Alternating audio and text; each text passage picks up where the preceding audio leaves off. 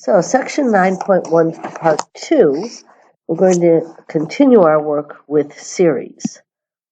So up to now we've done just geometric power series or geometric series. So let's say we want to look at a series like this. 1 plus x squared, 1 plus x squared plus x cubed plus ... plus x to the nth. This particular series is the same as 1 over 1 minus x. Now, from our geometric series, we can see that my r value here is x. My a sub 1 is 1. So this is from our model a over 1 minus r. And that gets us our sum. So the sum of this series is 1 over 1 minus x. The domain for this, we have already said, is that the absolute value of x has to be less than 1. The domain for this function is that x cannot equal 1.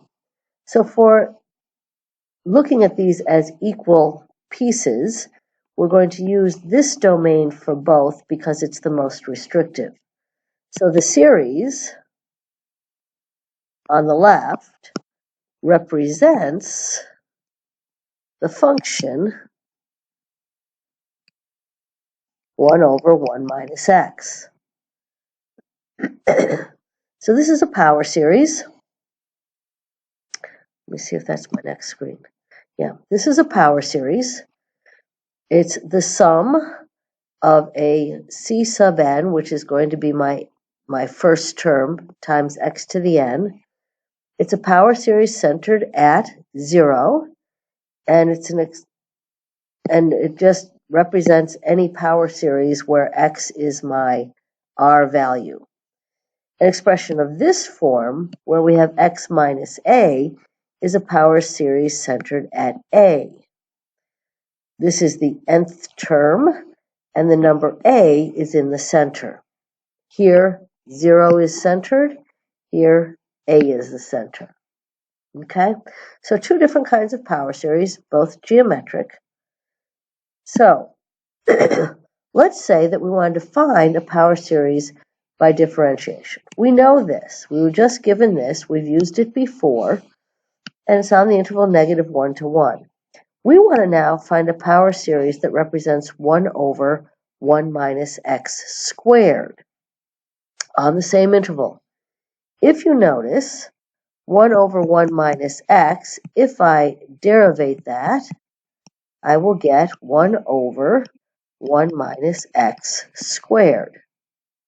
So this is the derivative of the original function that I wrote a series for on the last screen. So if I take my original series, and I take the derivative of the left and the derivative of the right, the derivative of the left is 1 over 1 minus x all squared. The derivative of the right is, 0. The derivative of 1 is 0. The derivative of x is 1. So we didn't write the 0. So each of these pairs up with the term in front of it. We get 2x, 3x squared, etc., plus n times x to the n minus 1. So this is a new series that we've created, a new power series for a different function by differentiating a known function and its known series. Now this also converges on x being less than 1 greater than -1. If you take a moment with your calculator and first plug in this function for a good long ways as y sub 1, and then under y sub 2, put this function, you will see that on the graph, between -1 and 1, those two functions converge fairly nicely. If you do the same thing here, and you've got to go out quite a ways, you've got to put quite a few terms in for y sub 2. The more you put in, the closer the convergence will look. Make that your y sub 1, and again, we'll see this convergence on the interval from -1 to 1. Now, Just because you can see it graphically doesn't mean that that's a proof that it converges. We'll talk more about convergence as we go on. Okay, so term by term differentiation. If we have a function that can be written as a sum that converges on x minus a being less than r, then the series, which this is the derivative of this, bring down your n minus 1, is going to be c sub 1 from there. That will become 0. 2 times c sub 2 times x minus a, 3 times, oh, they didn't do 3, but anyway, you get the point. So that would be the derivative of that. So each term is derived to form a new series from a known series. So we can obtain, by differentiation, the series for f term by term. It converges for the same interval and represents f prime of x on that interval. If the series for the original series converges for all x, then so does the series for f prime. So we're finding some ways to find additional series by using differentiation. Now let's do one by integration. So again, we're going to go back to one of the ones that we know. Oh, I guess we haven't done this one yet. So this is a given. So this is another series that we work with, and we want to find the power series to represent ln of 1 plus x. So 1 over 1 plus x is the derivative of ln 1 plus x. So if I integrate this series, I now will find the series for ln of 1 plus x. So again, this is given. We're going to take this as a known series for now. So we're going to then take this. I don't know why they wrote that twice. It's the same thing. So we're going to integrate both sides. Now, we're using a dummy variable here, a dummy variable of t, because we want our resulting one to be from 0 to x. Remember, this is an infinite sum, so from 0 to x.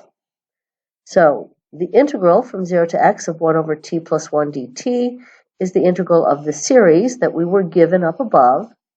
So ln of t plus 1 from 0 to t would be ln of 1 plus x. Substituting my t for x over here, we get the series. Sorry, it's off the grid a little bit. That's over 2, over 3, over 4. The general term here, we are fluctuating plus to minus, so negative 1 to the n, x to the n plus 1 over n plus 1, and on to infinity. So what we've seen is that we have some series that represent particular functions. If we know a series that connects to a particular function by either differentiation or by integration, we can create new series to represent functions. The advantage to all of this, as we get going further and further into series, is that a power series is much easier to work with than some complex functions. So if we can change a function into a power series, we can use that series to represent the function on a particular interval. And I think that's it for today. Oh no, here's our general rule for term by term integration. You'll want to write this down as well. And that should be it.